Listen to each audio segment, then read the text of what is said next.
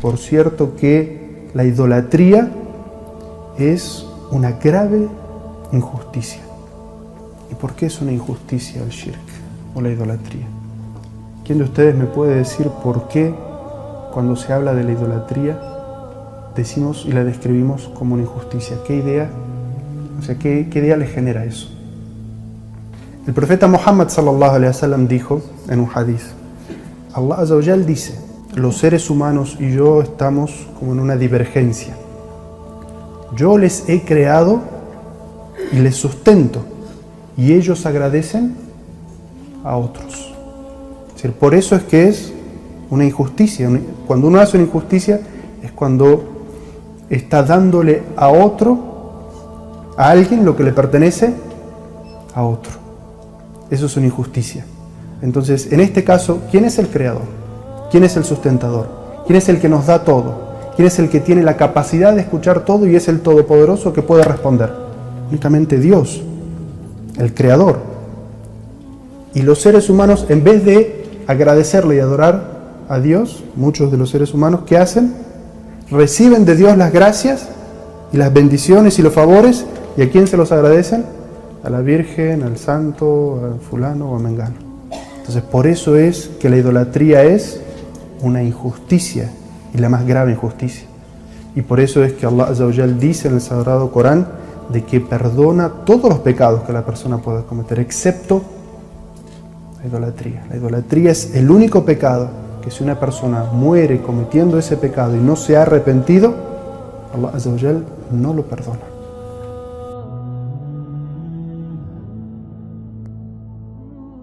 Inna anzalna ilayka al-kitab. Allah le dice a sallallahu alaihi wasallam, en verdad te hemos hecho descender el libro, el Corán, bil haq, es decir, con el din con la verdad, con el din de la verdad. Fa'budillah, así pues, adora a Allah, mukhlisan lahu din, siendo sincero con él en la adoración, en el din, es decir, adorándolo solo a él, sin asociar nada ni nadie con él. Alá lillahi dinul halis. ¿Acaso no le pertenece a Allah el din, la obediencia, la adoración pura? ¿Acaso Allah no merece ser adorado sin asociarle nada, absolutamente nada? Y luego continúa la ley diciendo, aquellos que han tomado aparte de él, aparte de Allah, awliya, protectores, amigos, dicen, no los adoramos excepto para que nos acerquen a Allah. No los adoramos sino para que nos sirvan para acercarnos a Allah en rango y en cercanía. Realmente Allah juzgará entre ellos acerca de aquello en lo que discrepaban. Ciertamente que Allah no guía a quien es mentiroso e ingrato. Allah Azza wa Jal, cuando lo describe al profeta, dice وَمَا يَنْتِقُ عَنِ الْهَوَى إِنْ هُوَ إِلَّا وَحْيٌ يُوحَى. El profeta no habla por voluntad propia. Lo que él dice, lo que un profeta dice, cuando creemos que alguien es profeta, lo que el profeta dice es revelación.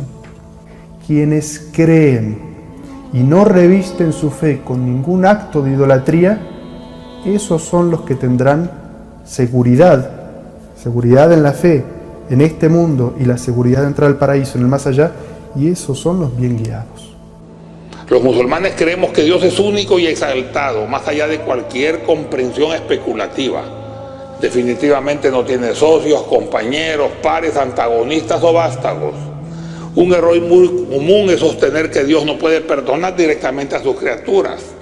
Al exagerar la carga y castigo del pecado y sostener que Dios no puede perdonar directamente a los humanos, la gente está menospreciando la omnipotencia y misericordia de Dios.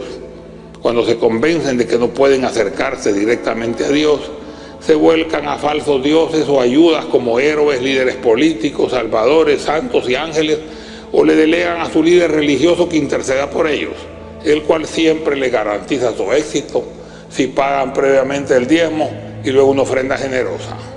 A menudo vemos gente que adora, le reza o busca intercesión ante falsas deidades, a las cuales consideran un Dios. Dicen creer en un solo Dios supremo, pero a la vez buscan a otros solo para acercarse más a Dios. Algunas religiones creen falsamente que Dios es parte de su propia creación y eso ha llevado a que la gente crea que puede adorar cualquier cosa creada para poder llegar al Creador. Pero la adoración solo puede ser para Allah. Y también dice Allah en el Corán: فَمَنْ كَانَ يَرْجُو لِقَاءَ رَبِّهِ فَلْيَعْمَلْ عَمَلًا صَالِحًا وَلَا يُشْرِكْ بِعِبَادَةِ رَبِّهِ أَحَدًا. Dice justo al final de la sura de la caverna, de la sura del Kahf. De manera que aquel que espere, es decir, aquel que sepa, aquel que tenga esperanza del encuentro con su Señor, aquel que espere que se ha de encontrar con su Señor, que haga acciones rectas, y no asocie en la adoración de su Señor a nadie. Y cuando adore a su Señor, no lo adore atribuyéndole socios o copartícipes en su divinidad, en su poder. Dios es omnipotente, todopoderoso, infinito, trascendente e ilimitado. No podemos conocer la naturaleza de Dios y por consiguiente tampoco podemos limitarla a la razón humana. Ahora bien, el Islam no está contra la razón ni contra el conocimiento. El concepto de monoteísmo, conocido como tawhid en árabe, es el concepto más importante en el Islam. El monoteísmo señala al primero de los 10 mandamientos y en el Islam todo se constituye en torno a la unicidad de Dios. El Islam llama a que la humanidad se aleje de adorar cualquier ser creado y convoca a adorar al único y verdadero Dios, al Creador. Ningún acto de adoración o devoción tiene significado o valor alguno si compromete el concepto de monoteísmo de alguna manera. Debido a su importancia, el concepto de monoteísmo, unidad y singularidad divina debe ser entendido plena y correctamente. Hay que creer que existe un solo Dios, uno y único. El ateísmo y la Trinidad son descartados tenazmente en el Islam. La devoción de todo acto de adoración al único Dios. Solo Dios debe ser adorado. Eso fue proclamado por todos los profetas y mensajeros que fueron enviados por Dios a lo largo de los siglos y es la creencia central y fundamental del Islam. El fin de la creación de la humanidad es adorar solo a Dios.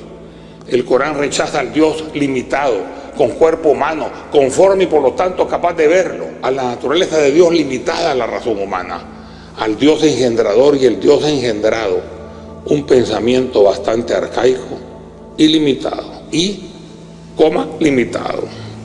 La Tierra no es ya el centro del universo.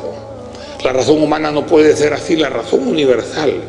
Y muchos incrementan su soberbia al poner a Dios, el Creador, en forma humana, engendrando un hijo humano. O el universo es infinito.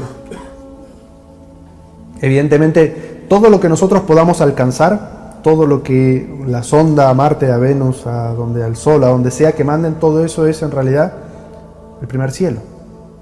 Allah Azza wa Jal dice que hay 7 cielos creados y como creación es finita, es decir, tiene un final, ¿verdad? Después del universo está el trono de Allah y ustedes imagínense, se cierran los ojos por un instante y piensen si todo lo que nosotros conocemos hasta el día de hoy, de lo amplio y enorme que es el universo, es un cielo, solamente el primer cielo, y el primer cielo es el más pequeño de los 7.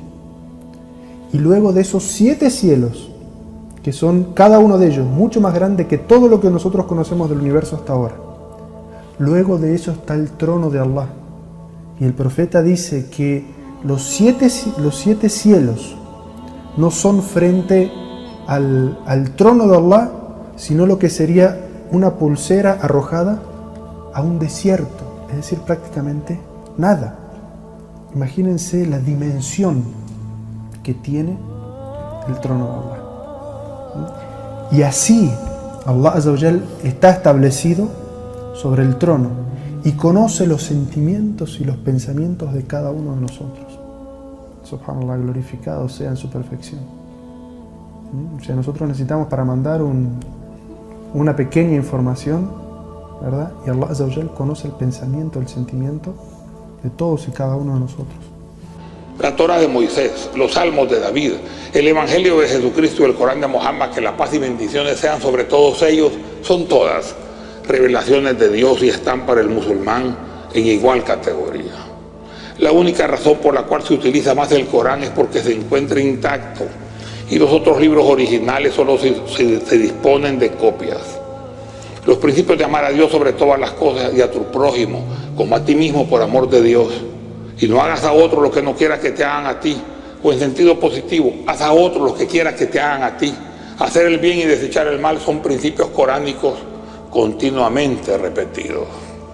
Hay un dicho del profeta Muhammad que la paz y las bendiciones sean sobre él donde manifiesta.